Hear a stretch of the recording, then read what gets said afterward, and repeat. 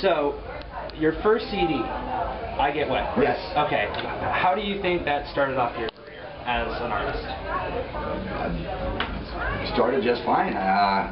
You hope to start somehow and have some kind of beginning, and I guess that was, in a way, a start. And that was definitely the big beginning of Andrew WK, but it wasn't the first release, so I mean, it was at the start, it was near the start. I mean, in a way, I consider today still towards the start. I'm hoping, planning, and doing everything I can to live a very long time, long enough so that I can still look back and say this was still part of the beginning. So I Get Wet was part of the earlier years, definitely before this, and that means it was closer to the start, but I guess the start goes back to when you were born, or something like that. It's a good thing either way. I'm grateful that it exists.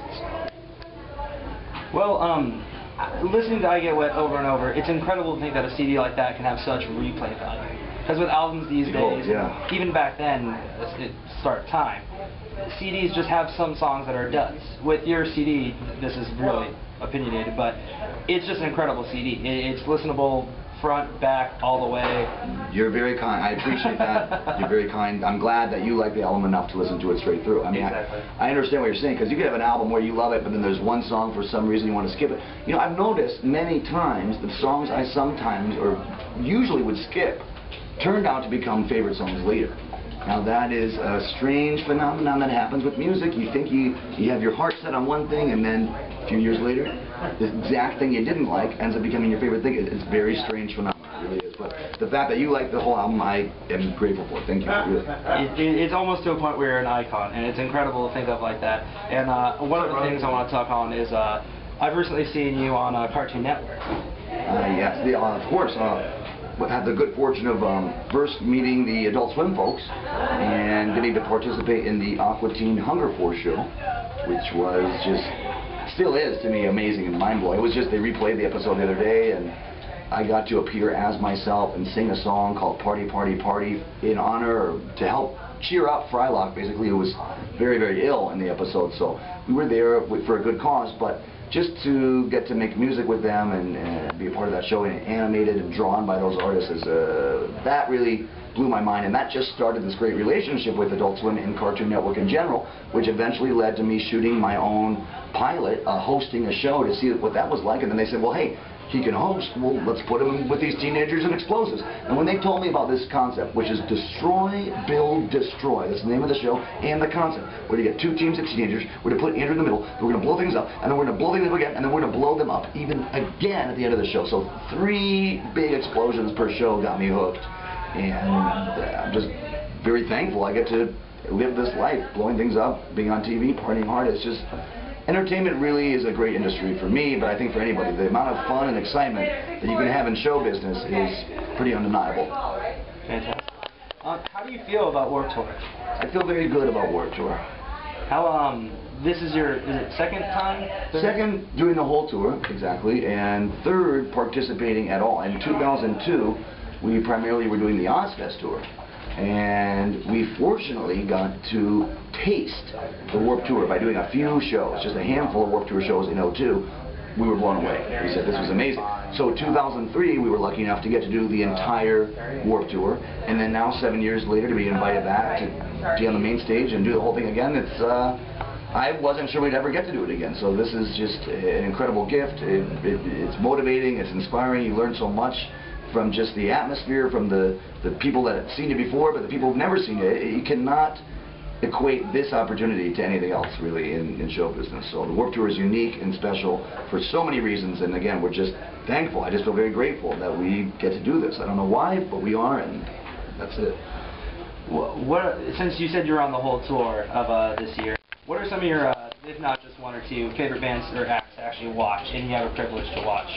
Well, I mean, I try to see as many as I can, as frequently as I can, because there are a lot of groups, and there's a lot of different types of characters, instruments, performance styles, vibes. I mean, as much as there is a consistency here, a lot of people do look the same, a lot of people are living a similar lifestyle, everyone here is still an individual, and I think there's room here for that individuality to shine, perhaps shine brighter than it would even in a lot of people's day-to-day life. So it's a place to gather together, and that atmosphere in general means that I'm going to be having fun no matter who I see. I mean, they've left the tour as of today, but for the first big half of it, All American Rejects. Now that's a different kind of band. They're not a necessarily pop punk band or a ska band or a punk band in any way, but they rocked hard. I think that's the one consistency, whether it's Whitechapel or Dillinger Escape Plan or Real Big Fish or in a few weeks Dropkick Murphys. It's high energy music. Even if it was a rapper. I mean, we've had rap like Eminem, for example. Even Kid Rock has played Warped Tour before. There's a great legacy, but I think that's the one consistency, whether you're playing death metal or whether you're playing ska or whether you're just by yourself, like someone like Mike Posner, for example. It is a consistent high energy vibe. I've actually, this is kind of off topic, I've never heard of Mike Posner. Is he just a solo artist, freelance? You know, I was under the impression that he is. Now, he may play with the band at other times, but of course I was very excited about him because that's how I first began playing, was just a keyboard. And I always am moved by people that have what I consider the courage to go out on their own. Of course, bands are amazing, the band dynamic, having a name that you're a part of, it's not just you, that's very special as well. Great contrasts and differences between all the ways you can perform, but the solo artist, to me, always, it just hits me in a special way because I do believe it takes a little more intensity and you're going up there without anything to hide behind. It's just you. And I don't know if he intends to play with a band or if he does normally, but I think Mike Posner on this stage, this tour, has been going all solo. Like I said on I Get Wet, it was just, like you mentioned earlier, a huge celebration. It's what you want to embrace. Now, with The Wolf, correct me if I'm wrong, it felt incredibly motivational for other people. Trying to motivate others to come over the fear that you came over as party. Well, that's very, very, very insightful observation there. I mean, a lot of the songs that were on The Wolf were actually written at the same time or before I Get Wet. So it may appear to be some kind of evolution or some kind of progress, but it absolutely wasn't. It just was part of the same songwriting session, I guess, really. I mean, both those albums we intended to create at once because we figured in those first 5 years we weren't really going to have the time to write and record a whole other album in the way I had done it with I Get Wet, because that took about 2 years to record. So we wanted to make sure we had the entire second album also ready to go. Just put it out as quick as we could. And there's, of course, pros and cons to that, but I wouldn't change it now because I think that it allowed us to stay on the road and keep making that impact and keep proving to people that we existed, or at least to some people, that we kind of exist. And that's what you want to do in those first years. It is a different tone on that album, but I think it still is as high energy and as moving and as powerful and hopefully as, you know, it's not supposed to be mentally inspiring so much as physically inspiring. Like, it puts this energy in your body where you feel like you can get through anything, and you will. With the song I Love New York City, hearing you mention earlier about how you actually moved to New York City, was it 18? Yes, exactly, yes. Is that, obvious question, but is that the inspiration for I Love New York City?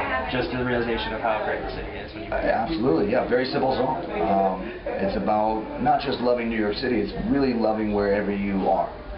And I think that if you love where you are, even if it feels strange because you might hate the place, it will just make the place better. And I had lived in different places that I liked and lived in different places I didn't like.